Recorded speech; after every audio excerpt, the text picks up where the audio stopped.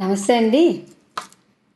ఇప్పుడు పిల్లల్ని పెంచుతున్నప్పుడు ఎలా చేస్తున్నారంటే అందరూ తల్లులు ఒక్కొక్కళ్ళని కంటం, అపురూపంగా చూసుకోవడం, వాళ్ళు అన్నం తినకపోతే సెల్ ఫోన్ ఇచ్చేసి అది చూస్తూ ఉండమ్మా అన్నం పెట్టడం, టీవీ పెట్టడం అవి చేస్తున్నారు. ఒకప్పుడు మేము ఇలా చేసేవాళ్ళం కాదని మనం చెప్పొచ్చు. ఎందుకంటే అప్పుడు టీవీలు సెల్ ఫోన్లు లేవు. కాకపోతే ఇప్పుడు కూడా టీవీలు సెల్ ఫోన్లు ఉన్నా కూడా అవి అవాయిడ్ చేసి పిల్లలకి మనం పెట్టొచ్చు. ఎలా అంటే నాకు తెలిసిన ఒక అమ్మాయి ఉంది. వాళ్ళ పిల్లలకి అన్నం పెట్టాలంటే అస్సలు మొబైల్ చూపించేది కాదు, టీవీ పెట్టేది కాదు. తీసుకెళ్ళి చక్కగా స్పూన్లు, గెరిట్లు, గ్లాసులు, గిన్నెలు అలాంటివి ఇచ్చి వంట చేయమని చెప్పేది. అమ్మ వాళ్ళ అన్నం వండు, ఎలా వండుతా అని చెప్పి పిల్లలకి అలా ఆడిచ్చి అన్నం పెట్టేది. అది ఒక 4-5 ఇయర్స్ వరకే మన వల్ల వద్దు అనుకుంటే తర్వాత మన మాట అంటారు. ఈ కాలంలో కూడా ఆ అమ్మాయి పిల్లల్ని అలాగే పెంచింది. కొంచెం పిల్లలు పెద్ద అయిన తర్వాత మనం అమ్మ మా పిల్లలు పని చేయలేరు, అత్తగారింటికి వెళ్తే పని చేయలేరు అని చెప్పేసి మనమే అపురూపంగా చూస్తున్నాం. ఏం చేయాలంటే వాళ్ళు చదువు అయిపోద్ది. చదువు అయిపోయిన తర్వాత పిల్లలకి కొద్ది గొప్ప పనులు చేయడం నేర్పించాలి.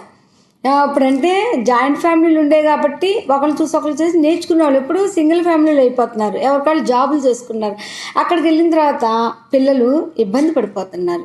ఏం చేయాలో అర్థం అవ్వక యూట్యూబ్లో చూసి చేసుకోవడం, లేకపోతే అలా చేయాలి టెన్షన్ పడిపోవడం జరుగుతుంది. అదే మనం మ్యారేజ్ చేస్తామనే 1 year ముందు నుంచే పిల్లలకి వంట వార్పు మంచి చెడ్డ నేర్పామనుకోండి, వాళ్ళకి టెన్షన్లు ఉండవు. పోనీ జాయింట్ ఫ్యామిలీలో పెళ్లి చేసామనుకోండి, మనము అక్కడ అత్తగారు ఇలా అంది అలా అందని చెప్పేసి ఆ పిల్లలు వచ్చి మనకు చెప్తారు. మనం ఏం చేయాలంటే వినాలి, మంచి చెడ్డ చెప్పాలి. అమ్మ అలా జరిగిందా, అలా కాదు ఇలా చేయని చెప్పాలి. పిల్లలు వచ్చి చెప్తారు, వాళ్ళు బాగా చెప్పుకుంటారు. పిల్లలేం తక్కువ కాదండి, వాళ్ళు మనకన్నా తెలివిగా ఉన్నారు. అన్నీ చెప్తారు, అత్తగారింట్ల విషయాలన్నీ చెప్తారు. చెప్పి చివరికి ఏమంటారంటే ఒక చిన్న కొసమెరు వదులుతారు. అమ్మ నా బాధ చెప్పుకోవాలనిపించి చెప్పుకున్నాను, కానీ నువ్వు మా ఆయన్ని లోకుగా చూడొద్దు, మా అత్తగారి దగ్గర నువ్వేం మాట్లాడొద్దు అని చెప్తారు. అంటే అక్కడే వాళ్ళకు కొంచెం ఒక అవగాహన అనేది వచ్చింది పిల్లలకి. అందుకని మనం అన్నీ నేర్పాలి. అపురూపంగా చూడడం, పిల్లలకి ఏమి చెప్పకుండా పెంచడం.